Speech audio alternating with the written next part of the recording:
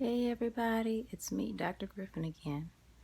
Um, I just wanted to share some of my experiences with racism so that someone's eyes will be open, so that someone will change, so that more people will speak out, not just as it happens in a public view, but when it happens behind closed doors in a school setting or an acute care setting as a speech language pathologist. I remember being a student, even from elementary school, middle school, and high school. My parents taught me that I always had to go above and beyond the call of duty, and I did, because that made me equal to my white counterparts, who basically just had to arrive at school and get the same grades.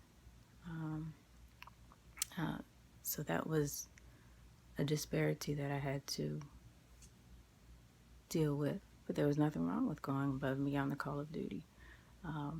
What got me was when there were white teachers who told me that I would never make it, that I would not succeed.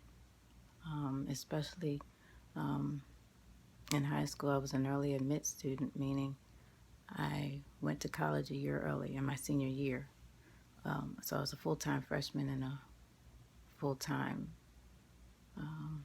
high school senior at the same time. And I remember visiting the school, the high school, in Baltimore County, and this one teacher actually looked at me and said, "You're that student that goes to college early. You'll never make it." I don't believe she would say that to a white student. But those were the olden days. I remember in elementary school being treated differently from the white students, especially because I was intelligent. I mean, go above and beyond the call of duty. It doesn't start when you're in your profession. It starts in school. And scoring higher than white students was not what these white teachers wanted to see. But I got through it.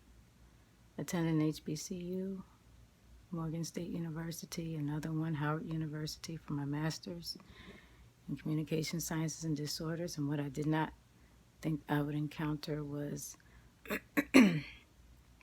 something strange where there were black professors who would mistreat or be especially hard on black students, saying you need to pay your dues, whereas the white students just sailed through. I also encountered a situation where I was in an externship and I let the professors know there's a problem. And then I said, it's a racist problem. Then I couldn't take it anymore. I had lost so much weight from the stress of it all. I couldn't recognize myself in the mirror. And I left the externship. And of course, the black professors were of the nature that we don't want to tell on a white person. That's a serious accusation. We don't want to tell on them. So I hope that there are universities providing education in communication sciences and disorders now, who, when your black students say that there's a racial problem at their externship, do not ignore them.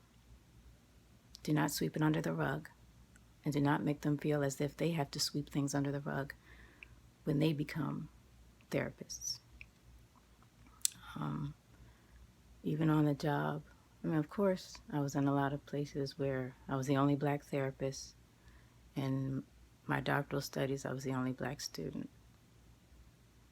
But then there were times, there was this one school in Baltimore City where there was a therapy staff.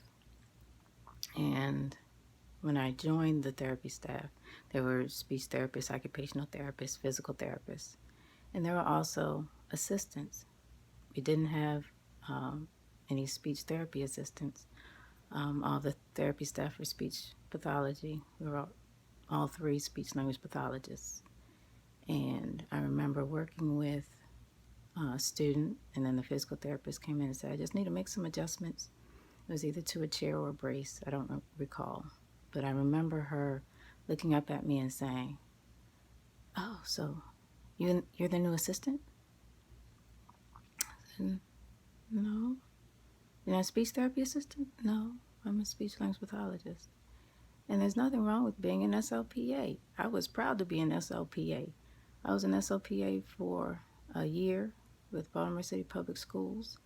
But the notion from this therapist was that you can only be here as a black person on the therapy staff if you're an assistant. And there was actually another white therapist who refused to speak to me for at least 2 years while I was there. I would speak to her in the hallway. Hello, how are you? She would have to speak to me during IEP meetings when we had to consult with a student. But she was very standoffish. And being a Christian as well, I chose to heap coals on her head. Like the scripture says, by continuing to be kind. So I continued to speak. I even gave her a gift when she was pregnant, and I guess that broke the ice, and she decided she was going to be nice to me from now on. But that wasn't the only time that I was treated that way as a black therapist. Only black therapists on a staff. They were okay with the CODAs or the occupational therapy assistants. They were okay with the PTAs, the physical therapy assistants. But I actually, at that same school, saw a physical therapy master's student come to the school to get a few more hours before graduation. She was set to graduate in a couple of weeks from Howard University, and they mistreated her so badly. And she spoke to me a lot about what she went through. This disparity still exists. Let's not pretend that it doesn't. Let's stand up. You stand up and protest, yes. You write letters for change, yes. And with every profession, when you see what looks like racism, encounter it. Go to that person. Why are you treating me this way? And if you don't feel like you're safe asking this person, is this because I am black? If you don't want to ask that person that question by yourself, get your administration. Whether you're in acute care, whether you're working in a long-term care facility, and you definitely do not take it in your own private practice. Stand up. Our graduate programs, undergraduate programs for speech language pathology, you should be able to enter into that school and see both black and white professors. In my studies at Nova Southeastern University in Florida, that's where I received my doctorate, and I lived in Florida for a year for the fellowship. And there was one black professor that was hired. I think she was hired around mid-year. And I don't recall if there were any black adjunct professors at the time. I pray that those numbers are different. I pray that in graduate programs, there are more, not just black professors, but black students as well. There has to be a change. And there has to be an awareness. You have to stand up. And I don't have any qualms with fighting racism. When that incident happened at Howard University, I wrote to my congressman, Elijah Cummings, at the time. He wrote to Howard. He stood up for me. I wrote to the Sun papers. I wrote to everyone, senators, because I was determined. You will not silence me, ever. I will stand up. I will be heard. And I will be proud to be a Black speech language pathologist. There have even been students who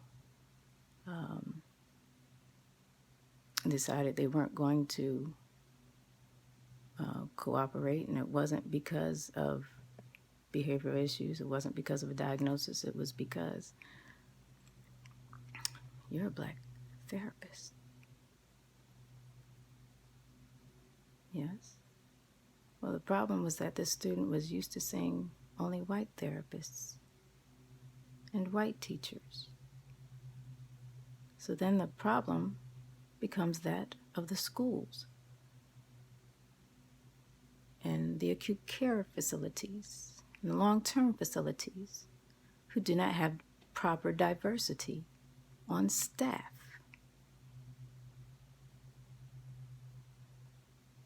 When you have a client or a patient who's not used to working with a Black therapist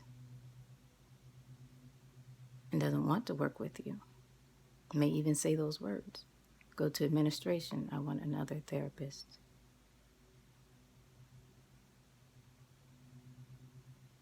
Feel uncomfortable? Good.